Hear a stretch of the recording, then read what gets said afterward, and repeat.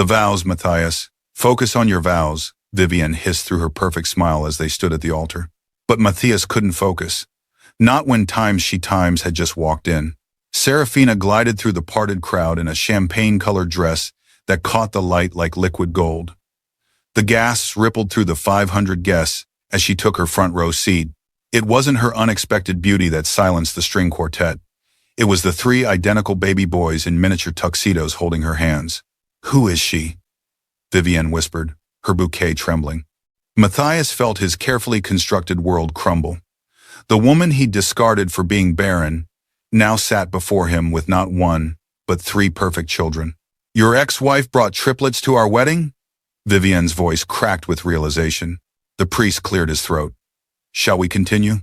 Welcome back to Mr. Cael Stories, where we transform life's most powerful moments into tales that touch your heart. Today's story will make you question everything you thought you knew about love, revenge, and redemption. If this opening shocked you, drop a heart right now. Because trust me, what happens next will leave you speechless. 8 years earlier, Meridian Heights existed in Serafina's eyes as a place of possibility. She stood on the balcony of their first apartment, modest but comfortable, watching Matthias pace back and forth on the phone, negotiating his first major real estate deal. "We did it, Sarah." Matthias burst through the sliding door, lifting her into his arms and spinning her around. "They accepted our offer. The Westbrook property is ours." She laughed against his neck. "I never doubted you for a second." His eyes warmed then, not cold like they would become, searched her face with genuine wonder. "How did I get so lucky?" Most women would have run from a struggling developer with more dreams than dollars. "Most women wouldn't recognize a diamond before it's cut," she replied, brushing her lips against his. Those early years shimmered with promise. Serafina, with her background in interior design, transformed their properties while Matthias handled the business side. They were partners in every sense, his ambition balanced by her creativity, his drive tempered by her compassion. To us, Matthias raised a champagne flute in their newly purchased penthouse 3 years later. The city glowed beneath them, a carpet of lights stretching to the horizon. From that tiny apartment to this, and we're just getting started. Serafina clinked her glass against his. "To us, and to the family we'll build here." His smile faltered for just a moment, so briefly she almost missed it. But that moment contained the seed of their undoing. "It's been 2 years of trying, Matthias. The doctor says it's completely normal to need time." Serafina placed her hand over his at the breakfast table, the morning light catching her wedding ring. He pulled his hand away. "Normal for whom? The Vance family has never had fertility issues. My father had me, his father had him. It's in our blood. There are many factors involved. Stress, timing. Are you saying this is my fault?" His voice hardened, a tone she was hearing more frequently. "No, love. I'm saying we're in this together." But they weren't. Not anymore. With each passing month, with each negative test, Matthias retreated further into his empire, staying later at the office, coming home smelling of expensive scotch and cold ambition. Serafina watched him change, watched success transform the man she loved into someone she barely recognized. His tailored suits became armor, his smile calculated, his touch, when he bothered to touch her at all, perfunctory. The autumn evening that shattered their marriage began with silence. Serafina sat at her vanity, brushing her hair 100 strokes, an old habit from childhood when she believed it might summon good luck. Matthias entered their bedroom, loosening his tie. She caught his reflection in the mirror, noting the rigid set of his shoulders. "We need to talk," he said, voice devoid of emotion. She set down her brush. "I'm listening." 8 years, Sarah. His voice was low, controlled, but she heard the edge beneath each word. 8 years of waiting, of hoping, of making excuses to my family, to my business partners. Do you know what they call me behind my back? The man who can't even produce a single heir. Serafina turned to face him. "Since when do you care what anyone whispers about you?" "You've always said, I care about legacy," he interrupted. "Everything I've built will mean nothing if there's no one to inherit it." "We've been trying everything," the doctor said. "The doctors said you're the problem." Matthias cut in, his eyes cold as winter. "Every test, every examination points to the same conclusion. A lie, they both knew it." Matthias had never agreed to be tested himself, his ego too fragile to even consider the possibility. But Serafina, in her devotion, had accepted the blame rather than challenge him. Maybe we could adopt, she whispered, reaching for his hand. He pulled away as if burned. Adopt? So I can raise another man's child? No, I need a son with my blood. I need to know that everything I've built won't disappear into nothing. Serafina felt the room tilt. What are you saying? I'm saying this marriage is over. I've already contacted my attorney. The papers will be ready tomorrow. The words crashed into her like waves against rock, eroding everything she thought was solid. You're divorcing me? After everything? After I stood by you when you had nothing? After you failed to give me the one thing that matters? He finished coldly. She stood, trembling but dignified. Look at me, Matthias. Really look at me. I'm still the woman you married. You're a beautiful vessel with nothing inside, he said, the cruelty in his voice precise and deliberate. Pack your things. I want you gone by morning. Serafina left with one suitcase and fractured dreams. The city lights blurred through her tears as she walked aimlessly, eventually finding herself at her childhood friend Roxanne's apartment door. Sierra? Roxanne opened the door in paint-stained overalls, her expression shifting from surprise to concern. What happened? He's gone, Serafina whispered. Or rather, I am. Roxanne pulled her inside without another word, holding her as she finally broke apart completely. For weeks, Serafina existed in a fog of grief. She replayed every moment of her marriage, searching for the precise instant when love had turned to contempt. You need to eat something, Roxanne urged, setting down a plate of pasta. You're disappearing before my eyes. I gave him everything, Serafina murmured. My dreams, my career, my heart. And he threw me away like I was nothing. Roxanne sat beside her. Then it's time you found out what you're truly worth. Starting with the truth. What truth? The medical truth. No more of his manipulations. You deserve to know if there was ever really a problem and whose problem it was. Don't miss the moment of revelation that changes everything for Serafina. If you're feeling her pain right now, comment, she deserves better below. The journey to reclaiming her worth is just beginning. Dr. Eleanor Kavanaugh's office felt nothing like the cold, clinical spaces Matthias had dragged her to over the years. Warm lighting, plants thriving on windowsills, and a doctor who looked Serafina in the eye instead of at her chart. These results are conclusive, Miss Vance, or do you prefer your maiden name now? Dr. Kavanaugh asked gently. Serafina is fine, she answered, fingers nervously twisting in her lap. Serafina, your reproductive system is perfectly healthy. Your hormone levels are optimal. Your ovulation is regular. There is absolutely nothing preventing you from conceiving and carrying a child. The words hung in the air like a revelation. But, my ex-husband said, whatever, mister. Vance said was either misinformed or deliberately misleading. Dr. Kavanaugh interrupted, her tone professional yet kind. If there was a fertility issue in your marriage, I can state with medical certainty that it wasn't yours. Serafina left the clinic clutching the medical report, tears streaming down her face not from sadness, but from a bittersweet vindication. 8 years of shame, of self-hatred, of believing herself broken, all based on a lie. He made me believe I was defective, Serafina told Roxanne that evening, both women sitting cross-legged on the apartment floor, sharing a bottle of wine. I spent years apologizing for something that wasn't even my fault. That's what narcissists do, Roxanne replied, refilling their glasses. They create a reality where they're always the victim and you're always the problem. Serafina stared into her wine. I don't even recognize the woman I became with him, so desperate for his approval that I accepted his cruelty as deserved. So who do you want to be now? Roxanne asked. The question lingered between them, profound in its simplicity. I want to be myself, Serafina finally answered. Whoever that is. Rediscovering herself began with small steps. She helped Roxanne at her art gallery. She took long walks through parts of the city she'd never explored during her marriage. She applied for a position at Luminous, an upscale cafe known for its artistic clientele. Your experience in interior design is impressive, Maya, the owner, said during her interview. But why work here?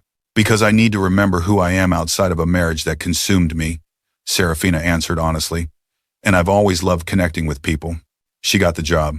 The cafe became her sanctuary, a place where customers valued her warmth and creativity, where she could experiment with elaborate latte art and curate seasonal menus. The woman who had shrunk herself to fit into Matthias's world began to expand again, filling spaces she'd forgotten existed within her. That's where she first noticed him. The man with kind eyes who came in every morning at precisely 9:17. Black coffee and a croissant, he'd say with a smile that reached his eyes. You never try anything new, Serafina teased after 2 weeks of the same order. Some might call it loyalty, he replied, his voice warm and rich. I'm Damien, by the way. Damien Ashford. Serafina. That's a name from folklore angels and myths, he said, surprising her. It suits you. She felt a blush rise to her cheeks, unfamiliar after years of Matthias's coldness. Are you a professor? Novelist, actually. I work on my manuscripts here sometimes. The atmosphere helps the words flow. I've never met a novelist before. And I've never met a barista who looks at me like she's seeing straight through to my soul, he countered with gentle humor. Would you like to have dinner sometime, Serafina? The question caught her off guard. I'm not ready, she blurted out, then felt embarrassed by her candor. But Damien nodded, understanding in his gaze. Then I'll keep coming for my coffee and croissant until you are. No pressure, just possibility. True to his word, he came every morning. Sometimes they'd talk for just moments, sometimes longer when the cafe was quiet. He never pushed, never demanded, just offered genuine conversation that gradually became the highlight of her days. You have sad eyes, he said one morning after a month of these exchanges, but I see fire underneath, like embers that haven't quite gone out. Serafina felt something flutter in her chest. Maybe I'm just tired. Tired is different from defeated, Damien replied, his gaze steady. You're not defeated, not even close. 3 months after they met, Serafina finally said yes to dinner. I should warn you, she said as they sat in a small, intimate restaurant, far from Matthias's usual haunts. I'm still healing from something significant. We all carry scars, Damien said simply. They're part of the story, not the whole book. Unlike Matthias, who spoke to impress, Damien listened with genuine interest. He asked questions about her dreams, her childhood, her favorite memories, questions no one had asked in years. Tell me about your novel, she prompted, comfortable enough to shift attention from herself. It's about second chances, he said, his eyes never leaving hers. About people who think their story is over, only to discover it was just beginning. By the end of dinner, Serafina felt something she'd thought Matthias had killed forever: hope.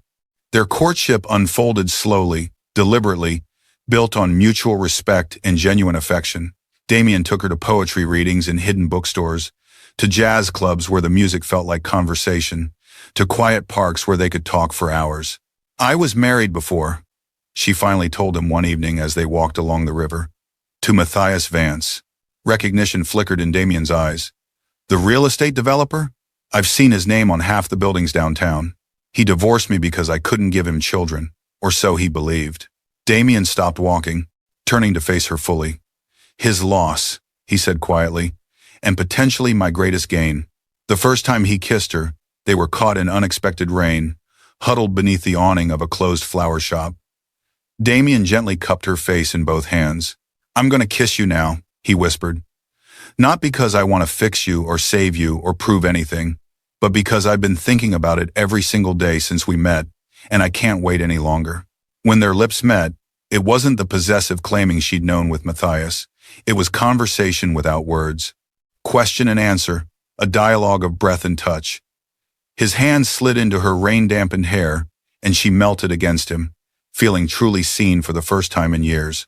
6 months into their relationship, Serafina woke feeling nauseated for the 3rd consecutive morning.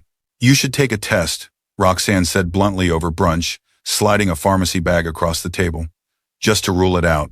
It's not possible, Serafina protested weakly. After 8 years of trying with Matthias. With the man who had the fertility issue, Roxanne corrected. Just take the test. Sera. The 2 pink lines appeared almost immediately.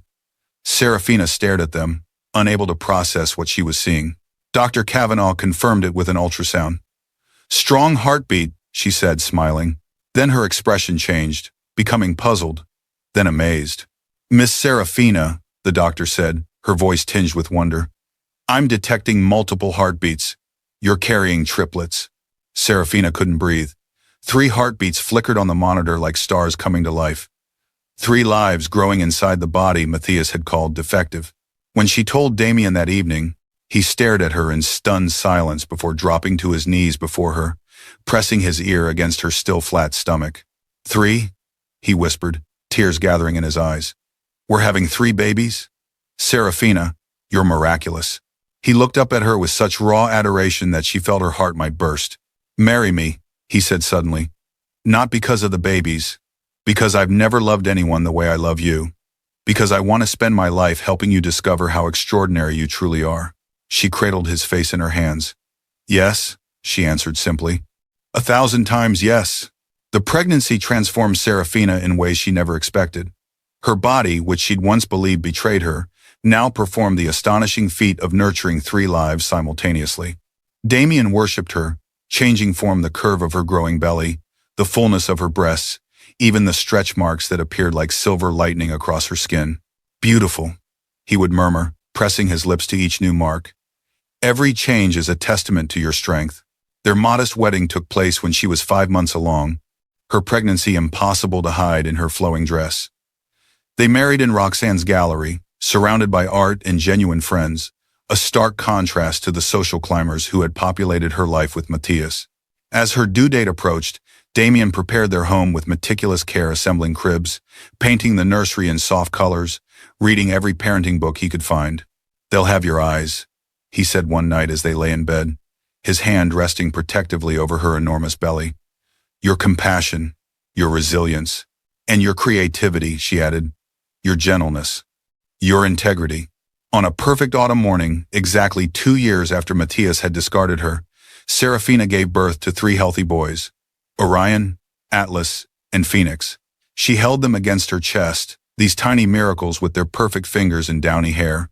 You are proof that I was never broken, she whispered to them. You are proof that the right love creates life.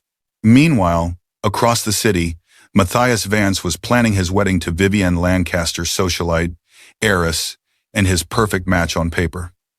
Their engagement had been announced in all the right publications, photographs showing his arm possessively around her waist, her massive diamond ring prominently displayed. The guest list is at 500, his wedding planner informed him. Everyone who matters will be there. Matthias nodded, satisfied, then paused. There's one more person I want to invite. Oh? My ex-wife, Serafina. Make sure she has a front row seat. The wedding planner looked uncertain. Are you sure that's appropriate? A cold smile played at Matthias's lips. Absolutely. I want her to see exactly what she lost. If you're shocked by the turns in Serafina's life, type "Karma is coming" in the comments. The wedding showdown you glimpsed in the opening is approaching. And trust me, you don't want to miss what happens when these worlds collide. The invitation arrived on a Tuesday, expensive cream cardstock with gold embossing, delivered by courier rather than post. Serafina stood in her kitchen, 6-month-old Phoenix cradled against her shoulder, staring at the envelope bearing her name in elegant calligraphy. What's that? Damien asked, expertly balancing Atlas and Orion as he prepared their bottles one-handed. It's from Matthias, she said quietly, setting the unopened envelope on the counter like it might burn her fingers. Damien's expression tightened. You don't have to open it. I know, she replied, gently transferring Phoenix to the bouncer beside his brothers. She took a deep breath and broke the seal. Inside was an invitation to Matthias and Vivienne's wedding, front row seating noted specifically. No personal message, just the formal details of the social event of the season at Meridian Heights' most exclusive coastal estate. Roxanne arrived for dinner that evening to find the invitation displayed on the kitchen island. She picked it up, scanned it, and snorted derisively. Front row? The audacity of that man is truly breathtaking, she said, tossing it back down. Tell me you're not going. I'm thinking about it, actually, Serafina answered calmly, adjusting Orion's tiny sock. Damien and Roxanne exchanged worried glances. Sarah, Damien began carefully, you don't owe him anything. Certainly not your presence at his wedding. This isn't about owing, Serafina replied. It's about closure. He's trying to humiliate you, Roxanne protested. He wants you there to witness his triumph, to rub his new perfect life in your face. Serafina looked up, a slow smile spreading across her lips. Exactly. He's expecting to see me broken and alone, mourning everything I lost. He has no idea what I've found. Understanding dawned on Damien's face. You want to show him the truth. Not just show him, Serafina said, lifting Atlas into her arms. I want him to see exactly what his pride cost him. The weeks before the wedding flew by in a flurry of preparations. Serafina selected a dress, the color of champagne that caught the light like liquid gold. She scheduled appointments for hair, makeup, even a subtle glow treatment that made her skin luminous. You're going to outshine the bride, Roxanne remarked during the final dress fitting. That's not my intention, Serafina insisted. This isn't about revenge. Then what is it about? Roxanne asked, genuinely curious. Serafina considered this as she gazed at her reflection. It's about standing in my truth. For years, I carried the shame of his lies. I believed I was broken. This is my chance to finally put that burden down. For the boys, she commissioned miniature tuxedos with tiny bow ties and pocket squares. At 6 months old, they were cherubic and alert, already developing distinct personalities despite their identical appearance. Are you sure about bringing them? Damien asked one night as they lay in bed. It's a long event for babies. We'll have Louise with us, Serafina said, referencing their wonderfully capable nanny. And we won't stay for the reception, just long enough for Matthias to see what he threw away. Damien pulled her closer. Have I mentioned lately how extraordinary you are?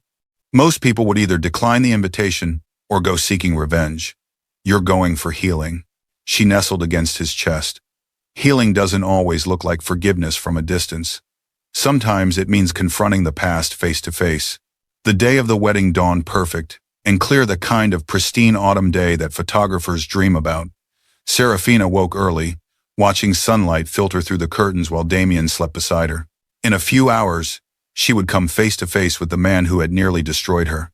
Yet she felt no anxiety, no dread, only a profound sense of peace. The preparations unfolded with military precision.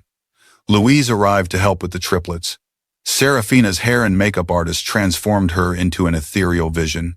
Damien would meet them at the venue, arriving separately to maximize the impact of her entrance. Ready? Louise asked as they prepared to leave, each boy perfectly dressed and miraculously calm. Serafina looked at her 3 beautiful sons, living proof that she had never been the problem. More than ready. The Rolls-Royce Phantom had been Damien's surprise, a dramatic touch for her entrance that she initially protested but eventually embraced. As they approached the coastal estate, Serafina caught glimpses of the elaborate wedding setup through the tinted windows. White roses cascading from archways, crystal chandeliers hanging from outdoor pavilions, a string quartet playing on a raised platform. The driver opened the car door precisely as guests were being seated for the ceremony. Conversation halted, heads turned, cameras flashed. Serafina emerged first, the golden dress catching the sunlight as she moved with quiet confidence. Then came the 3 identical baby boys, each lifted carefully from their car seats, their tiny tuxedos and cherubic faces drawing audible gasps from the assembled guests. Triplets. The whispers began immediately, rippling through the crowd like wind through tall grass. Guests who knew the history quickly informed those who didn't. Matthias Vance had divorced his wife, claiming her infertility was the problem, only for her to appear with 3 identical children.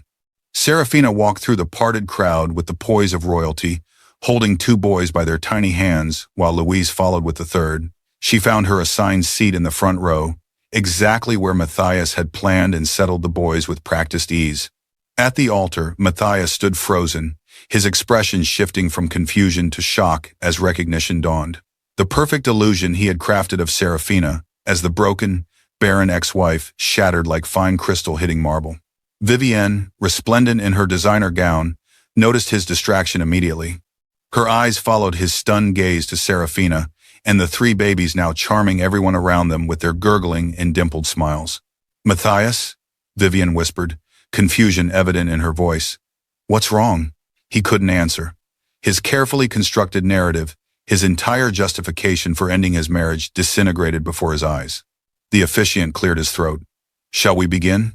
The ceremony proceeded mechanically. Matthias spoke his vows by rote, his eyes repeatedly drifting to Serafina and the triplets. She didn't gloat or stare challengingly back. She simply existed in her truth, radiantly content with her miracle children. During the vows, Damien slipped in quietly, taking a seat beside Serafina. He pressed a kiss to her temple before lifting one of the boys onto his lap. The picture they presented was unmistakable. A complete family, bound by genuine love. As the newlyweds proceeded down the aisle after being pronounced husband and wife, Matthias locked eyes with Serafina. In that brief moment, a universe of understanding passed between them. She saw the realization in his expression, the dawning comprehension that he had been the problem all along. She offered a small, dignified nod. Not forgiveness exactly, but acknowledgement. This chapter was finally closing.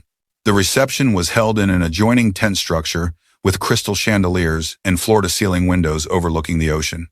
Serafina had planned to leave immediately after the ceremony, her point made, but Damien suggested they stay just long enough to be seen together. "Let's complete the picture," he said, his hand warm at the small of her back. "Besides, I want to feed you champagne and strawberries, while everyone watches what true partnership looks like." They found a quiet corner with the triplets, who were beginning to tire despite being remarkably well-behaved.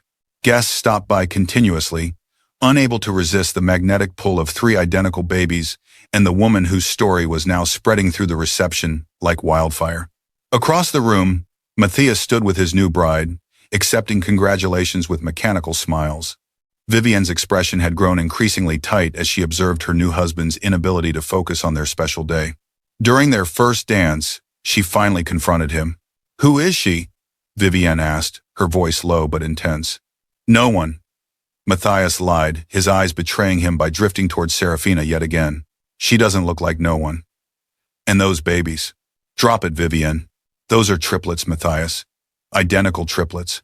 Her voice grew sharper. "Interesting coincidence for the woman you divorced because she supposedly couldn't conceive." The music continued, but their dance became stilted, tension visible in every movement. When the song ended, Vivian stepped back from her husband of less than an hour. "I need a moment," she said coldly, turning away before he could respond. She disappeared into the main house for 20 minutes. When she returned, her makeup had been freshly applied, but her eyes held a steely resolve that hadn't been there before. She found Matthias near the bar, still watching Serafina, who was now laughing with Damien as he cradled one of the boys against his chest. "I can't do this," Vivian said quietly. Matthias turned. "What? I can't be married to a man who lied to me, who lied to himself, who destroyed a good woman because he was too proud to admit his own limitations." "Vivian, you're being dramatic." "Am I?" Her voice remained measured but firm. "Everyone at our wedding is whispering about it, Matthias, about how you blamed her, about how you discarded her, and now she's here, glowing and complete, with 3 beautiful children and a man who clearly adores her. While you," she gestured to the ostentatious reception around them, "you're here, desperate for validation you'll never receive." She removed her wedding ring, a marriage of less than 3 hours, and placed it in his palm. "I want an annulment," she said with quiet dignity, "and I want you to leave me alone." She walked away, her bridesmaids scrambling to follow, leaving Matthias standing alone in the middle of his own wedding reception. Serafina, who had witnessed the exchange from across the room, felt no satisfaction at his public humiliation, only a sense of cosmic balance being restored. She gathered her family, nodded a silent goodbye to the few genuine acquaintances she'd recognized, and slipped out while Matthias was still standing shell-shocked by the bar. As they settled the sleeping triplets into the Rolls-Royce, Damien pulled her into his arms. "Closure?" he asked softly. "Complete," she answered, leaning into his embrace. "Let's go home." If you felt that sweet satisfaction when karma finally caught up to Matthias, drop a justice served in the comments. The final chapter of Serafina's journey awaits, and you won't believe how everything comes full circle. The video footage spread like wildfire. Someone had captured Serafina's entrance with the triplets on their phone, and within hours, it was everywhere, accompanied by headlines that told the story in brutal simplicity. Billionaire divorced infertile wife, who later had triplets. Social media exploded with reactions. Number Vance triplets and number Baron revenge trended globally. Memes featuring Matthias's stunned face circulated across platforms. Op-eds were written about toxic masculinity, about men who blame women for shared problems, about the poetic justice of Serafina's triumphant appearance. Serafina avoided it all, focusing instead on her family. The morning after the wedding, she woke to Damien bringing her coffee in bed, the triplets still peacefully asleep in their nursery. "Regrets?" he asked, sliding in beside her. She considered the question. "None. I didn't go there to destroy him, Damien. I went there to reclaim my truth. Whatever happens to Matthias now is his journey, not mine. He pressed his lips to her temple. That's why I love you.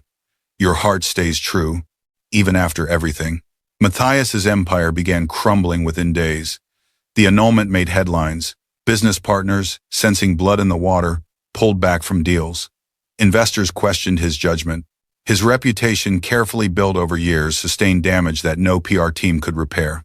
He retreated to his penthouse, alone and humiliated. The truth he'd refused to face now confronted him from every angle. Medical professionals confirmed what he'd denied for years. The fertility issue had always been his. His mother called, her voice uncharacteristically subdued. Why didn't you get tested yourself, Matthias? Why did you blame her? Because I couldn't bear to be the failure, he admitted, the words tasting like ash. It was easier to discard her than face my own limitations. And now you've lost everything that truly mattered. He stared out at the city skyline, the same view he'd once shown Serafina with such pride. I know, Mother. Believe me, I know. 3 months after the wedding disaster, Matthias found himself parked outside Serafina and Damien's home. A warm, modest house in a family-friendly suburb, worlds away from his sleek penthouse. He sat in his car for nearly an hour, rehearsing what to say, before finally finding the courage to approach the door. Damien answered, his expression carefully neutral, as he recognized their unexpected visitor. Matthias. I need to speak with Serafina, Matthias said, his voice lacking its usual commanding tone. Please. Damien studied him for a moment, then nodded. Wait here. Serafina appeared moments later. Atlas perched on her hip. Her hair was pulled into a casual ponytail, her face free of makeup, yet she'd never looked more radiant. Motherhood suited her in ways Matthias hadn't anticipated. Matthias, she acknowledged calmly. Sira, his voice caught on her name. I came to apologize. For everything. For what I said, what I did, what I made you believe about yourself. I appreciate that, she said simply. Your sons. They're beautiful. You're an extraordinary mother. Thank you. He swallowed hard. I got tested after. After everything. The doctors confirmed it. Low sperm motility and count. It was always me, Sarah. I was the reason we couldn't conceive. Serafina nodded slowly. I know. You knew? I suspected. But I loved you too much to force you to confront it. I thought if I took the blame, you'd eventually calm down, and we could explore other options together. I never imagined your pride would destroy us first. Matthias felt the weight of her words like physical pressure on his chest. I threw away the best thing in my life because I was too much of a coward to face the truth. Yes, she agreed without malice. You did. Can you ever forgive me? She considered this, looking down at her son, at the miracle she'd created with a man who truly valued her. I already have forgiven you, Matthias. Not for your sake, but for mine. I can't carry that anger and raise these boys with joy. Thank you, he whispered, genuinely moved. But forgiveness doesn't mean reconciliation, she continued gently. I have a life now, a real one, built on honesty and mutual respect. I have a partner who sees me as an equal, not a burden. I have children who will grow up knowing love isn't conditional. I'm happy, Matthias, truly happy, and that happiness doesn't include you. He nodded, understanding completely. I'm glad you found it. What you deserve. I hope you find peace too, she said. Real peace. The kind that doesn't require anyone else to be small for you to feel big. As she closed the door, Matthias stood motionless on the porch, the full weight of his choices finally settling on his shoulders. Everything all right? Damien asked, appearing in the hallway as Serafina returned inside. She handed Atlas to him, smiling as the baby immediately grabbed for his father's nose. Yes, I think that chapter is finally closed. No regrets? Damien asked, bouncing their son gently. Not a single one, she replied, rising on tiptoe to kiss him.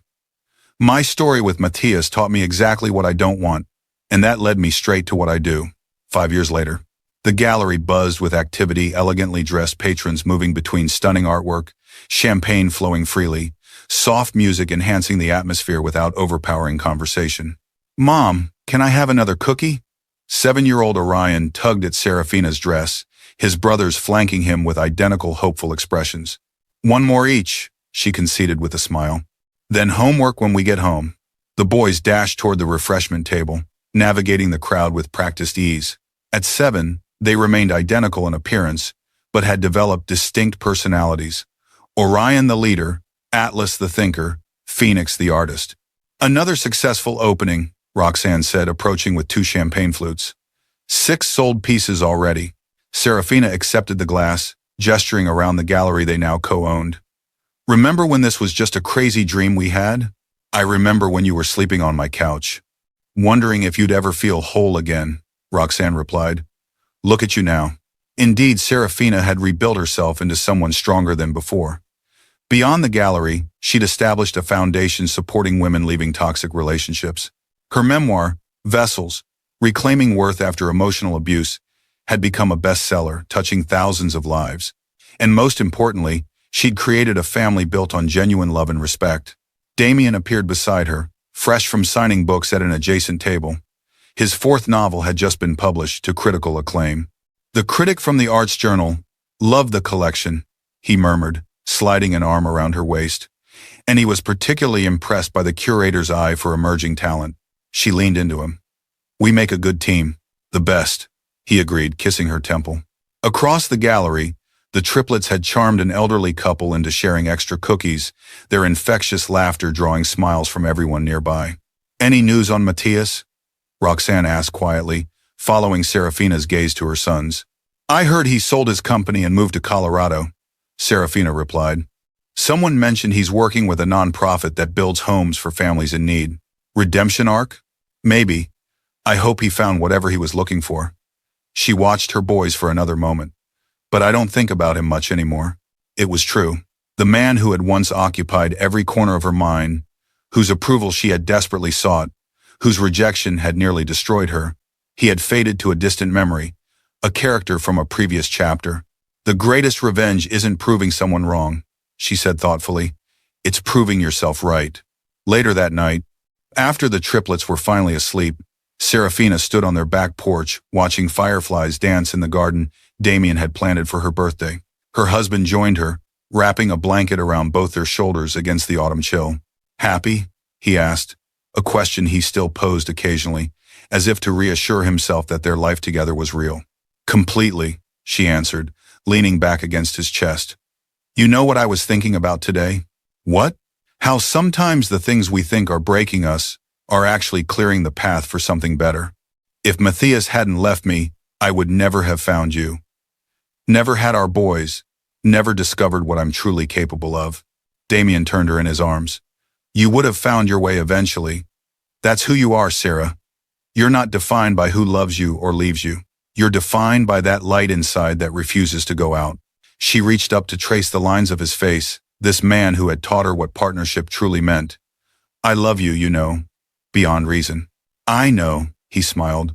Lucky me. As their lips met under the canopy of stars, Serafina felt that familiar sensation of homecoming.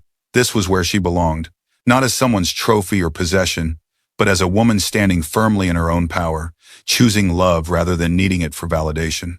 The journey had been painful, but the destination, this life filled with authentic joy, had been worth every tear. And that brings us to the end of today's story, my friends. If this tale of resilience and redemption touched your heart, please hit that like button and subscribe to Mr. Cael Stories for more powerful narratives that remind us of life's most important truths. Remember, sometimes what appears to be your greatest failure becomes the foundation of your greatest triumph. True love doesn't diminish you, it reveals the greatness that was always within. Until next time, this is Mr. Cael, reminding you that your story is still being written, and the best chapters may be yet to come.